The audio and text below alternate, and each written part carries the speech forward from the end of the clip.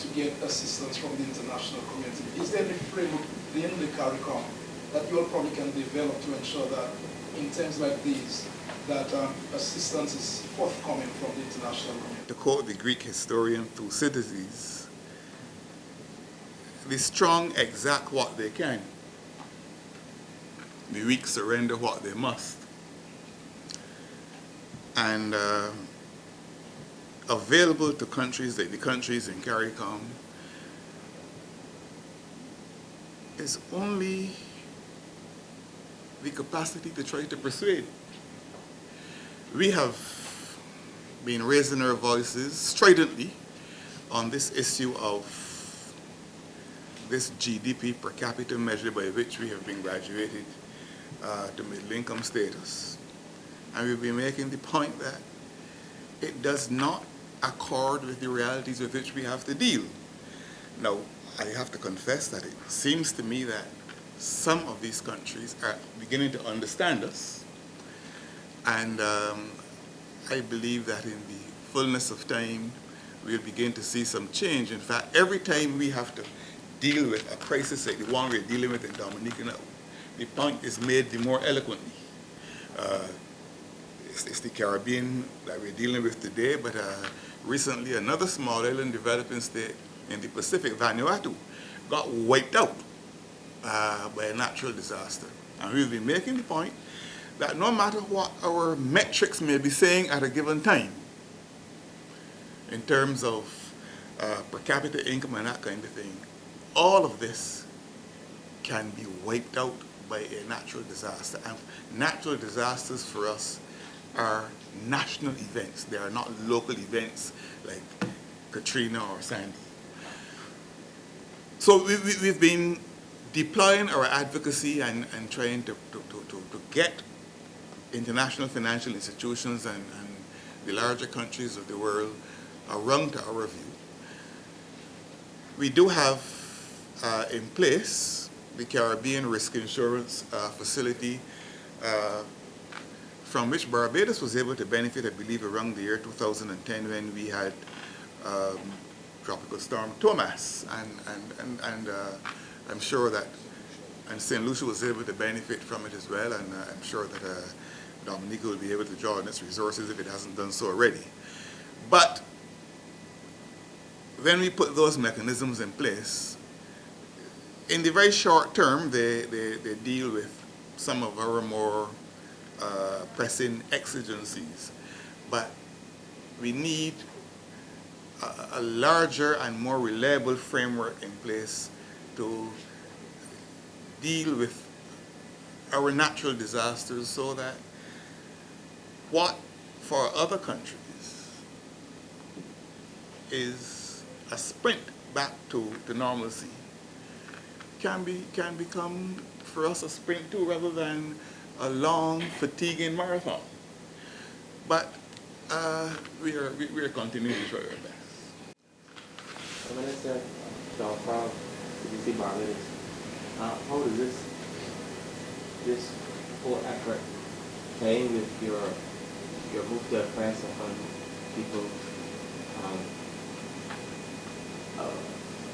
the issues of global warming are important? I know this is the tropical storm hurricane, but it's an issue that you've been focusing on for a long time. Yeah, well, climate change. We're going to be discussing climate change in Paris in December. And as I say, in the same way that every time we have an occurrence like this, it strengthens our argument in relation to GDP per capita. It also strengthens our argument in relation to climate change events. I've been hearing the narrative today that rivers in Dominica, ordinarily very tame, strangely acted up this time around, and that levels of rainfall that some countries don't get in a year, Dominica recorded during this period of Erika.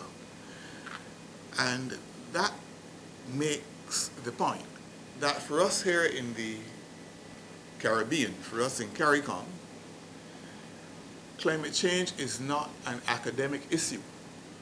The scientists can continue to argue as to whether climate change is real or not. And we know that the scientific community is still divided on the issue. Those scientists who it suits like to say that climate change is a myth. But for us here in the Caribbean, it is a reality. And when St. Vincent and the Grenadines 2 Christmases ago experienced unseasonal rainfall of particular severity, and when very tame rivers in Dominica, known to be tame for many, many years, just act up suddenly. And when Dominica can experience more rainfall in a few hours than some countries get in a year in the Caribbean, then we know that climate change is not an academic issue for us. It touches lives, it disrupts communities, it destroys businesses, it hobbles infrastructure, and of course, when all is said and done, the expenditure requirements of these islands are profoundly affected. And money that should be spent on education and health has to be spent on roads and bridges. And those are the realities for us. So when we go to Paris, this is yet another example of, another dimension of our argument to be put there. If I may. Yeah. The point that needs to be made is that the Caribbean's contribution to climate change is almost nil. But yet we see the small island states of the Caribbean suffering the brunt of it. And climate change is a living reality for us in the Caribbean.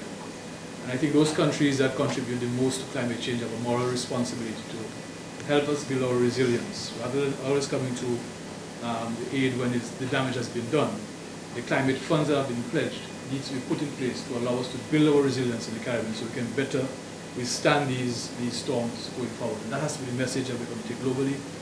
In New York, in the MDG Sustainable Development Summit, as well as in Paris. We just keep, the advocacy is just going to have to escalate.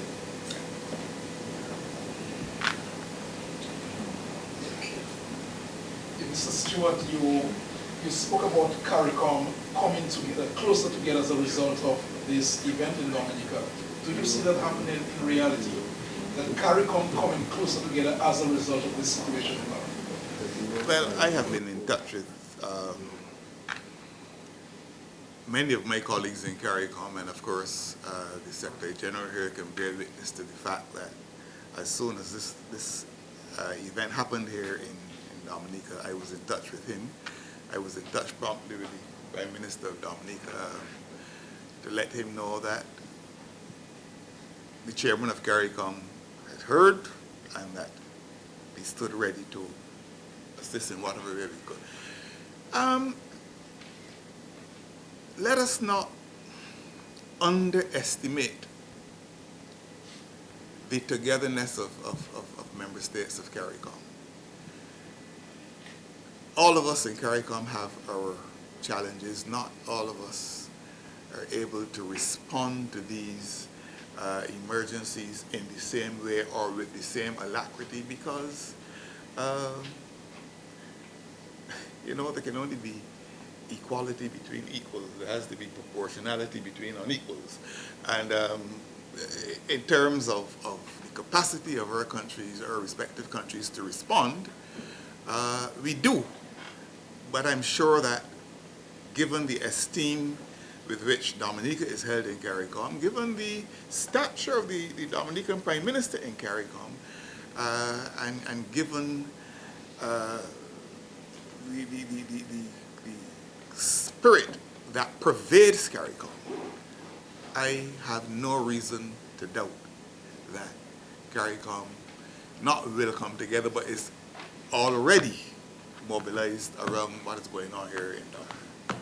I'd just like to say that in addition to what the Prime Minister and Chairman have said, I want to say to you that every single head of state, head of government has spoken to me directly, and in many instances on more than one occasion. Some have even sent the ministers as their special envoys to do their own assessment, to come in to extend solidarity with us. The Prime Minister of St. Lucia was also here. Our chairman is here. He dispatched the head of CARICOM, the Secretary General of CARICOM, to be here with us for several days. So, and we have received tremendous support from these countries. The Montserrat sent in defense forces here. The parliamentary secretary in Montserrat came in. The Barbados defense forces have been of exceptional support, especially during the evacuation of Petit Saban. We utilized the Trident extensively. They have been fully immersed in the community, and we really do not know the difference between the defense forces of Barbados and our officers here. Until you hear them speak. But for the regional security system, our old commander who's been here with us for a very long time, Commander Watson, this one, SIDIMA, not only SIDIMA, but all of the various national disaster management agencies in every single country. People have sent in doctors here, nurses, engineers. It has been truly a comprehensive response from our CARICOM brothers and sisters. And this is, and we must take into consideration that all of us have been experiencing tremendous fiscal and economic challenges since 2008. So we've been very, very pleased with the outpouring of solidarity from our CARICOM brothers and sisters, and not only from governments and leadership of this country, but individual citizens, have mobilized themselves. The entire Caribbean have been mobilized, and they're self-mobilized. Nobody told them, look, you need to come together. People have mobilized themselves, organizations, institutions, companies, businesses. If we're to list the number of businesses and individuals and organizations who have made their contributions, all of them, including the associate states of CARICOM, you're speaking about the Cayman Islands, and Turks and Caicos, the BVI, all of them, Anguilla, all have really mobilized, and we're very, very grateful for this. And I believe, had it not been for that kind of solidarity, from Martinique, from Guadeloupe, and I'm speaking about the Caribbean region, Haiti, Cuba, every one of them has really reached out to us in many, many ways, and in large measure, that has been part of the reason why we made so much progress in terms of cleanup and addressing a number of the challenges. And beyond the Caribbean region, many of our developing partners, or traditional and non-traditional partners, have also responded. The French, for example, have been here since Thursday the 27th of August. The moment you call and say, look, we have a search and rescue situation in Dominica, the prefect in Martinique did not even bother to call Paris for approval. He dispatched the helicopter here to Dominica. And they were very helpful in extracting the injured in Petit Saban on Friday morning. So it has been a global response to Dominica's distress, and we're very grateful for this. And of course, the presence of our chairman and Prime Minister of Barbados here is certainly for us a special occasion, and we're very grateful for his physical presence here. Notwithstanding the fact he has been on the telephone with us for an ongoing basis. So we really want to thank you for being there. So CARICOM is in fact a very closely knit grouping, and in moments like these we really demonstrate that true camaraderie and solidarity and fraternity which exists among us. I want to thank all of you for being present, and we appreciate your questions. Thank you very much. Prime Minister, thank you. Thank you.